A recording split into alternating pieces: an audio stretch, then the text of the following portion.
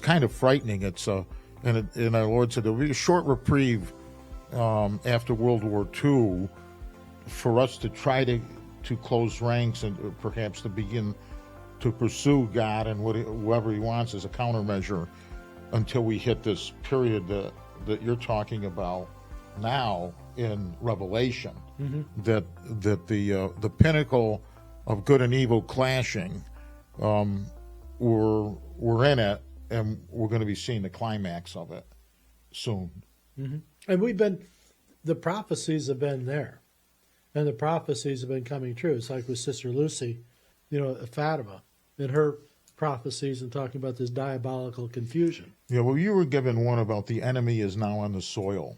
That was in 2001. And so that would encompass everything that we've been talking about. Well, Our Lady said there will be a war like no other fought on your soil. The enemy is already here. Your children are the targets. And this is all about the ultimate destruction of Israel. She said there are 23 nations quietly working at this moment that want to destroy Israel. To destroy Israel and remove it from the earth. This is in 2001. Wow. And I didn't have any idea. Neither would I. I wasn't watching anything about that. I wasn't right. concerned about that kind of stuff at all.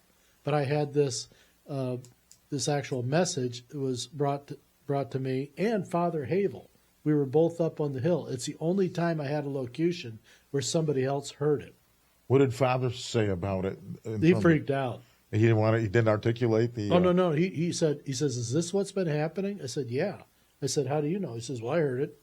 He heard it. I said, "What did you hear?" He says, "Well, about the war and the children." Oh he my says, God! This is Israel, and he heard everything. But I think at that time it was done. I think by the grace of the Holy Spirit, so that Father Havel would know that I wasn't composing things. Okay. And that I would know that I wasn't just hearing things. Okay. And so it was like twofold confirmation. Sure, this is your spiritual director. Confirmations for both of us. That's right. He's saying, oh, boy. Then he said, you have to write this all down, and we need to get this out to somebody, a third party. I said, well, we'll have to get it to the bishop. He says, well, you can't get it to the bishop because he'll just set on it. You can't trust the bishop. Imagine that. But he's saying this. Who did you suggest that you would impart Well, this? he suggested that it be like a journalist. Okay. And so I said, well, there's this guy, Michael Brown, his Spirit Daily. So if anybody wants to see the letter that I had sent to Spirit Daily and Michael Brown back in 2001, he printed it after the 9/11 strikes. And he saw it. Oh, he did print it? Yeah, he was saying that my locution was a foretelling of that. That was only part of it. I said no. Right. I told him, I said, no, it wasn't about that. It's far bigger. Right. I said, you can't understand the horror that's going on. And I was given images at the same time. Yeah, were they disturbing? Very. No kidding. Oh, you've never told me about them. Well, and it's too distressing to talk about. That's all right. Because the reality is that this is going to be based in fear, the beheadings and things like this. And we talked about how there's no 60 truckloads of guillotines. Well, you said there's these guillotines. I haven't seen anything on that, but I got confirmation at the highest levels. Well, it could be, and it could very well be, because fear is a very great motivator. Sure. This is why, what Hamas does is they don't do anything out of love and concern for the people they're oppressing. And this is how Islam has, generated its enthusiasm around the world, has not been through love and this basis of peace.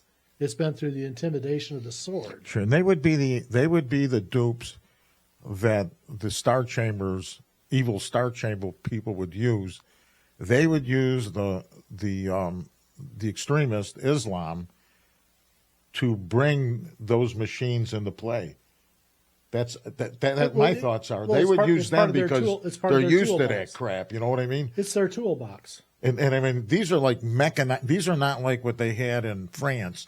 These are mechanized machines that go up and come down, and you're talking about the most frightening set of circumstances if you wanted to control people through fear. Mm-hmm.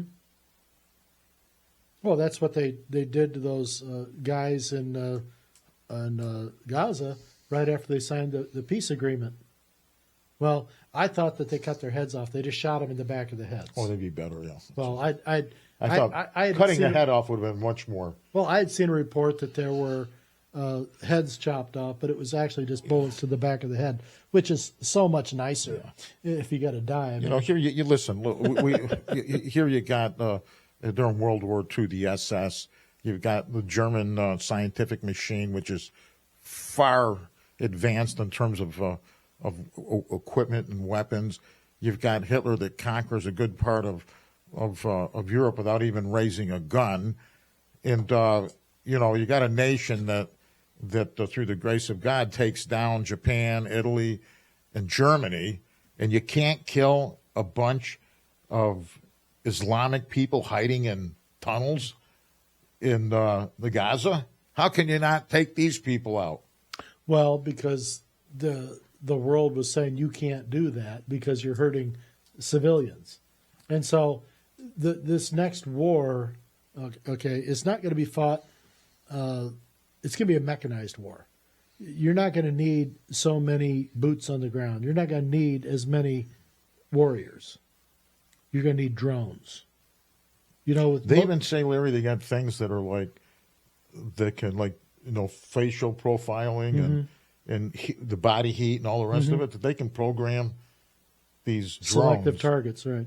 and selectively, like, Right. Not him. It's just like out of Is Terminator. that true? Is this? Oh, is it's this, definitely. Because it's all being run by some pimply-faced fat guy in Orlando, Florida, sitting in the basement of some war room, running like an Xbox type of thing. Yeah, you're right. Those are your killers. Yeah, you're right. Sure, right. They're sitting there with a can of Pringles right next to them and a 12-pack of Dr. Pepper.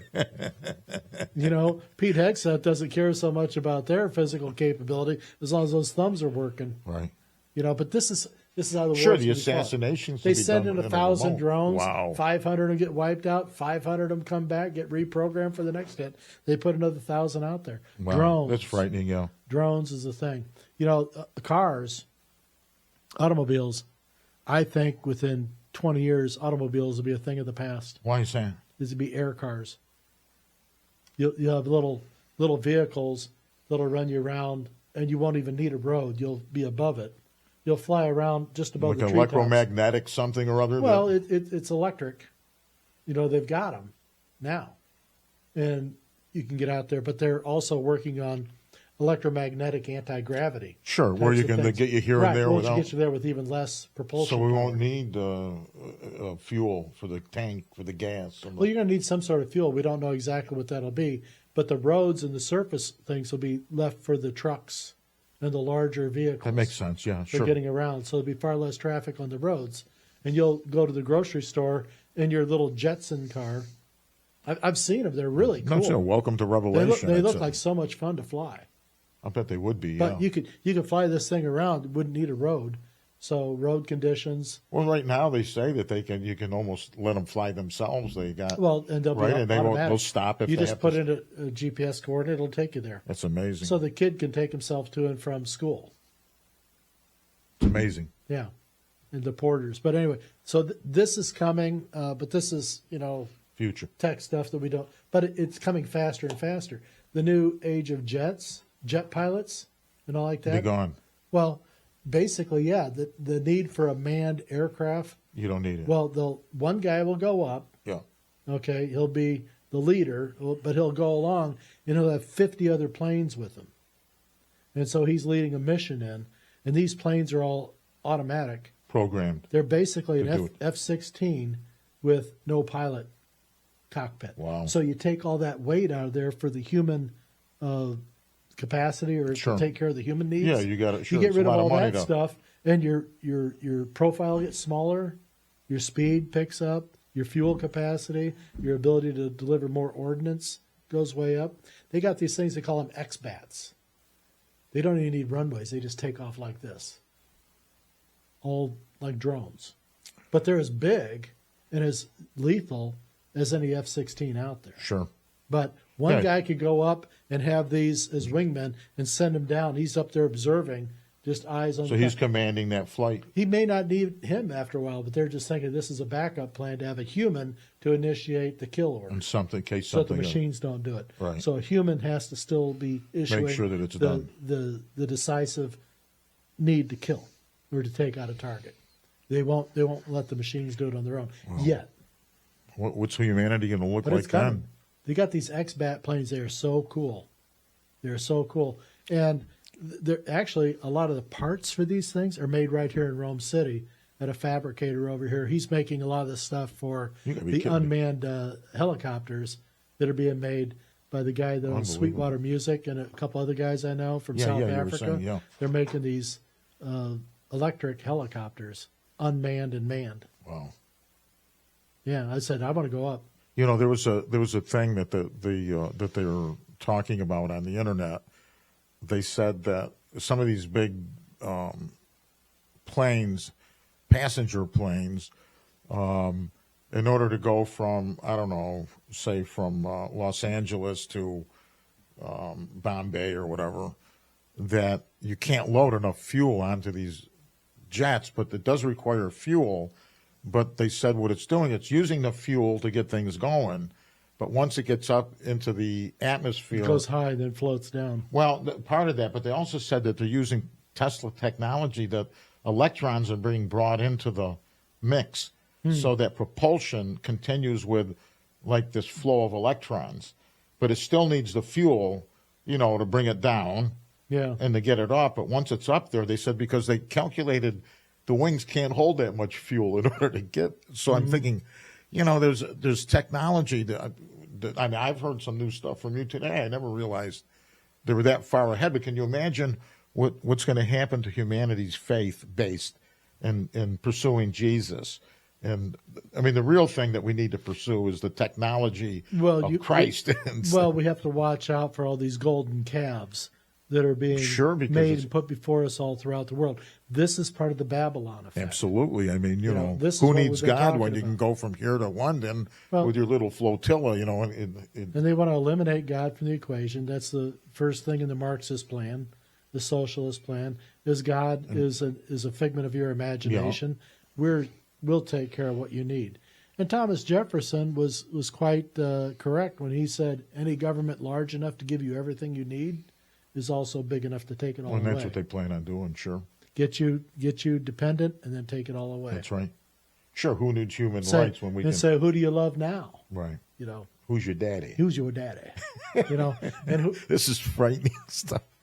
Well, but this is Sure, the more we become... When I was a kid, I thought that. I thought, the more we become independent and the more that we can do in terms of human... And I didn't even know what I was thinking at the time, but it was almost like a little bit of an enlightening way we're going to get from God because these things are going to replace God. I said that about cell phones when they came out. I said, this is not going to end well. Everyone says, oh, they're wonderful. I said, these smartphones, the cell phones are one thing. Smartphones is going to be a difference because people are going to get more stupid and more lazy. And that's exactly what's happened. And the school teachers want your kids to be blissfully stupid so that they accept what the AI or the Google tells them. That becomes their brain. And they accept that. Tell me if you've had this experience. There's been time that I've had my phone plugged in, and this rancid smell comes out of it, almost like a... no, really. I'm serious. It's almost like an electronic attack on your olfactory. Have you ever had that? Not me. What the hell is wrong But with I don't you? know where you're putting that phone in the meantime. No, really, Larry, I'm serious. I can appreciate the joke, but Well, I don't know. I haven't had that, Well. but maybe you want to. Maybe you want to figure out where you're putting your cheese in your pocket if you're mixing your cheese in your phone. Well, maybe somebody out there can validate my experience with it. But at any rate, it's kind of upsetting because I've never had that. Well, but they talk about that these 5Gs and don't sleep with the phone and all the rest of it. That these phones can have an effect on your thinking or Well, if there's electro pulses and stuff like that going on, yeah, it can affect you. And they've talked about that with people living near transmission towers for electrical lines, being too close, and their kid gets a cancer, and then they say it's all about that. They don't really know, but they try to have everyone's got to blame somebody Okay. for something. But I don't know. But it's interesting. But By the way, River wants a cell phone. River wants a cell Yeah, phone. she said it to me. I don't know if you want to get it. Are there dog cell phones? No. No. No, Okay. Sorry, River. We have collars and treats. That's what we use There you for go. dogs. That and the occasional groundhog.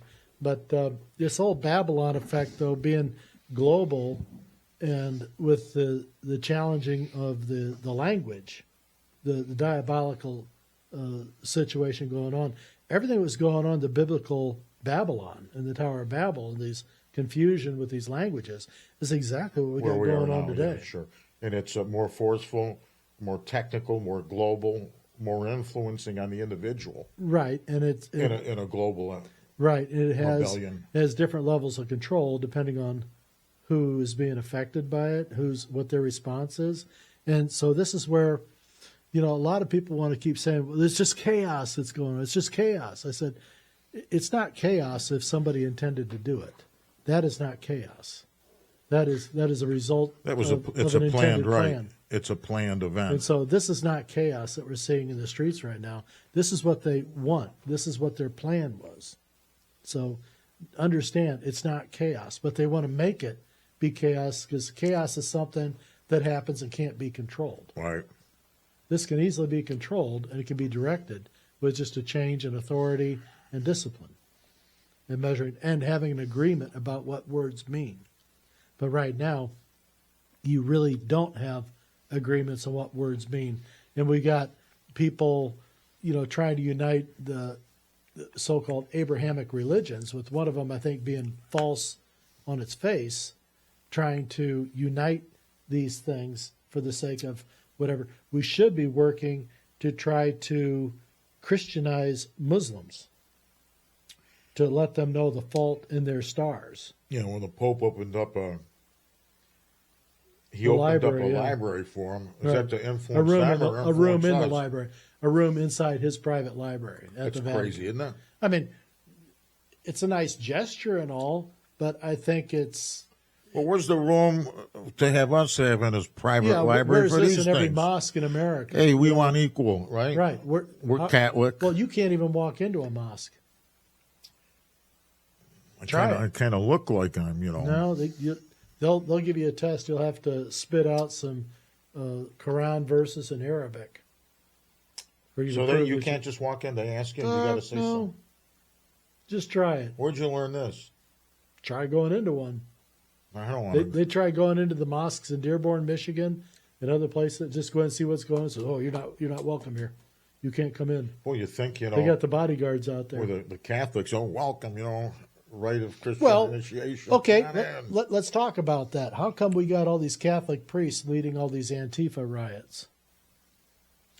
Are they? Yeah, and they're even processing the Eucharist to the sites of these things. They're using Jesus in a Eucharistic procession.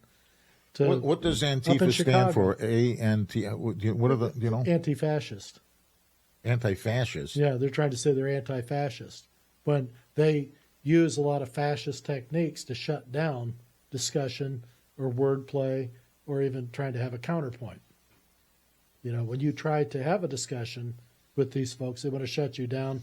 They won't even let you speak. I thought It's just that- how a Muslim or an Islamist will try to shut you down when you try having a discussion about Christianity and the differences in the Bible. Yeah, there's no dialogue there at all. No. They want to control and shut you down. And when you get to a touchy point, they'll want to change direction on it and then cause you say you're the problem. You're not being tolerant. You're not letting me speak. Well, dude, you've been speaking for 90% of the last hour.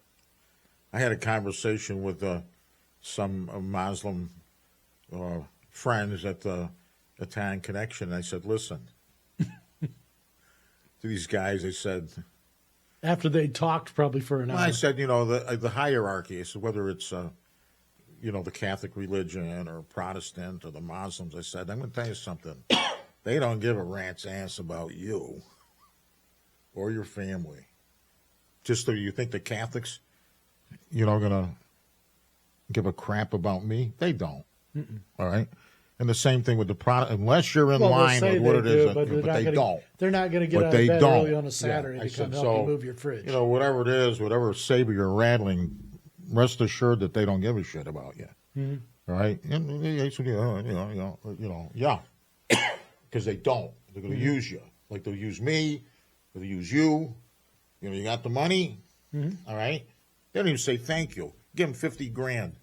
Thank you very much for the $50,000 that you gave me. Did you ever get that? Did you ever get the note, thank you note for the money your family gave to? No. They don't, because they don't care about you. Well, they act like it never happened. Yeah. What are you you're talking nobody. about? That's What even are you worse. talking about? Right. That's even worse. Like you don't exist. Yeah. But at any rate, it's look, it all comes out in the wash. You either love God, you don't love God. You either put it into action, you don't put it into action. Either pursue things that God gives before you, it's the truth, and be prepared to suffer perhaps some, or you don't do it. You sit there like, what'd you say, eat Pringles and you've got control on the thing. Those are our warriors at the Xboxes running these Well, drones. think about that. You know, the kid, you don't have to beat them up on the street because they're beating you up on the computer with these things. This is frightening. If you have these kinds of things that they can control.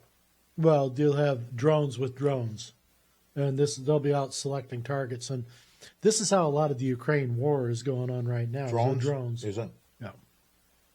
A lot of people don't realize that, but Are the number of people that are dying, is it the same as Trump is saying, so many thousands a week? Are they? I don't know. I don't know. I mean, who do you believe on the numbers? Right. You know, everyone will try to inflate things Right. for the sake of their stories. I remember when I was younger and the Vietnam War was going on, they said killed 73,000 people in the strikes. And each day there would be like 73,000, 100,000 people because of the bombing, carpet bombing. Mm-hmm. And I'm thinking, there ain't that many people, is there? Well, I never saw those. I would always see like between 10 and 100 because I was watching that very closely. Were you? As a kid, yeah. Walter Cronkite scared the shit out of me as a kid. Yeah. Every night when he would go the death numbers at the Vietnam. Oh, yeah, they'd give you that, yeah. Because I was afraid, of the lottery. Oh, this isn't, like, the lottery was up until 74, 75. Right. And so, like, So were you in the- 1973, you were in the I'm loop? like 13 going on 14. I'm thinking, well, I'm just moments away. Not too far, yeah. Right. If you were 17 and your parents signed, you could go in, I think. If your parents signed that you were able to go to, Well, but I wasn't going to go for that. I already had a plan. I was going to go to Canada. No, my dad would he'd take me to fishing in Canada every year. We'd go up just on the border. Yeah. And Sault Ste. Marie. And we'd always have to go across to Canada to get our fishing licenses nice. to fish the Canadian side. Yeah. And I'd always had a plan. I said, when we go into Sault Ste. Marie to get our fishing licenses, I just staying. walk away. Would your dad say, okay? No, he didn't know. Oh, you had that in mind. Right. I was just going to leave By him the know. way, were the fish good when you catch them, fry them? Were they it was amazing. Was it delicious? Oh, my gosh. Wow. We'd have these big walleyes. We go up in August, so they're all bellied out. So you get these big hunking walleyes. Nice. You knock down 3 or 4 of those in a morning, then you pull up on shore, go pan fry them. Oh, my God. There's nothing better than a seasoned cast iron skillet over a wood fire. Wow. Cooking some fish and a little bit of Wesson oil. Nice. Yeah, this is what we should be doing. Well, it was great. Living life. It was great. We didn't even bother skinning them or nothing. We just fry them up, peel them out, eat them right in their jacket. Delicious. Yeah. No seasoning needed. It was so good. But that was, those good old days. But I had a plan that if it got down to it, on our 17th trip up there when I turned 17, go, yeah. Yeah, I was going to be. Well, you got to remember, even though that there were, like in 67, 68 is when people started picking up that this was a perpetual war. And then Johnson stepped down and Nixon ran for president against the guy from Minnesota. What's his name? Humphrey. Yeah. And Nixon won, and Nixon promised that he was going to bring a war to an end. And, of course, there was marching, blah, blah, blah, and, But the war didn't end until 1975, so they didn't really, they didn't care how many people marched. They didn't care, you didn't like what was going on. Their timeline was from like 1958, and it didn't end until 1975. And you're thinking, why march? Well, I think it started way before that with the French back in the late 40s, didn't it? Well, yeah, if you want to go back. Because we took over yeah, a sure, failed if you want to go French back war. to the French, yeah. Yeah, And that's well, what Vietnam was. I It was mean, a failed French war. They fail at everything. what's the significance of Vietnam? Rice and shrimp? No, it was holding back the Chinese invasion. Well, probably did Indochina. have a certain effect on that. I would think that, there was resistance, but But the thing is, what were we fighting for? Was it going to have a long term effect, or is it going to be a short term policy? well, it was And probably it was more of a short term short-term policy. Because the policy is limited wars. I mean, General MacArthur already figured out how to end the communist thing in a matter of weeks. And that's when they pulled him, is that he was actually going to shut down I think there was 26 divisions of communists that came in, the best divisions, and he was going to do a blocking on both sides, cut off their food supply, and then starve them to where they would give up. At that point, Mao Zedong would have had nothing for whoever they wanted to put in there, which is the guy there, Sun Yat-sen from Taiwan, to bring him on board. But the whole thing has been, they make money on war.